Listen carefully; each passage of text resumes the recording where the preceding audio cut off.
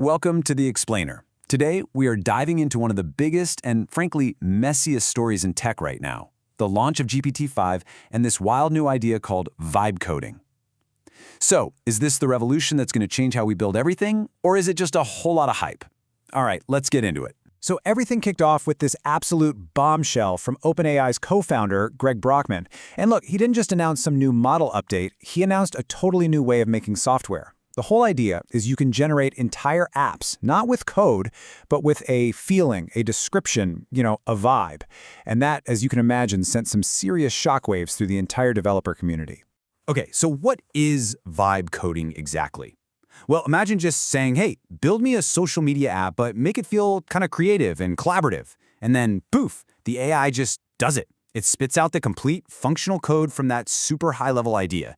You get to skip all that tedious line-by-line work for the first draft. I mean, it sounds like straight-up magic, right? And this concept is at the very heart of this whole saga. Now, to really get why this was such an explosive announcement, we've got to follow the money. We need to talk about the scale of this whole thing, because this isn't just a cool tech demo. It's a direct shot at a massive global industry. $500 billion. That is how big the global software development market is. That's the industry that vibe coding is promising to completely turn on its head. And believe me, when you're talking about stakes that high, everyone starts paying very, very close attention. And this promise isn't just coming out of nowhere. We've actually seen AI give developers superpowers before. Just look at tools like GitHub Copilot. That thing launched way back in 2021, and studies showed it boosted developer productivity by a staggering 55%. So the idea of an even bigger leap forward, it doesn't actually seem that crazy. And this right here is what has the business world so fired up. We're talking about automating huge parts of the development process, prototyping new ideas in hours instead of months, getting products out the door faster than ever before. In fact, one study suggested AI could end up automating nearly 45% of all software engineering tasks. This is the massive revolution that was promised. So with all that incredible potential, it must have been a perfect, seamless launch, right? A flawless first step into the future of software? Well, as you might have guessed, not exactly. All right, let's flip the coin and look at the other side of this story. Because the reality of the GPT-5 launch was a far cry from that polished vision. It was bumpy, it was messy, and it created a totally different kind of buzz. Yeah, this quote from the Vergecast pretty much sums up the immediate reaction from the tech world. The whole feeling just flipped overnight, from pure excitement to a lot of frustration. So what actually went wrong here? The reports that started flooding in painted a very different picture. Users called the experience bumpy, and a lot of folks felt it just wasn't that game-changing leap they got going from GPT-3 to GPT-4. The backlash got so real that OpenAI actually had to bring back some of its older models because people were demanding them. The dream of seamless vibe coding crashed into the reality of a really bumpy journey to just get anything useful. Okay, so to really understand what's going on, it is so important to remember that this stuff didn't just appear out of thin air. It's all part of a much bigger, ongoing story of AI development, a story that comes with its own set of huge challenges and milestones. You see, this has been a steady evolution, not some overnight magic trick.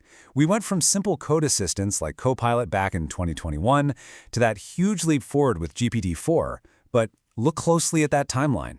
As the tech gets more powerful, the scrutiny gets more intense. The arrival of major regulations like the EU AI Act shows that this tech isn't just growing up in a lab, it's happening in the real world, with a growing demand for safety and accountability. And beyond just the bumpy launch, there are these massive hurdles that the whole field is facing. It's not just about making the AI smarter. It's about making sure the code it writes is actually good and secure. It's about navigating this complex web of global regulations. And it's about checking the code it creates to make sure it's not secretly introducing biases. These are not small problems to solve. So where does all of this leave us? We have these two completely opposite stories, the incredible world-changing hype and the messy, frustrating reality. Let's try to pull them together and figure out what's really going on.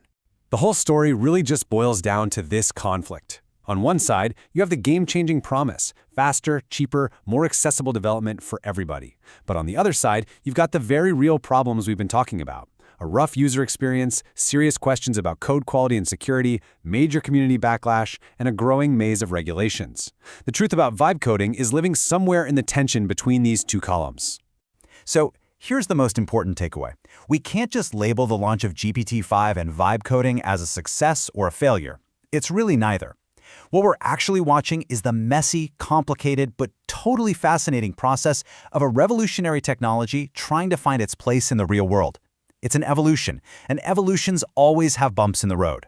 And all of this leaves us with a pretty provocative question for the future, doesn't it? As this tech gets better and starts to overcome these hurdles, what is building something actually going to look like? Will the future of software be built line by human developers? Or will it just be dreamed into existence with a vibe?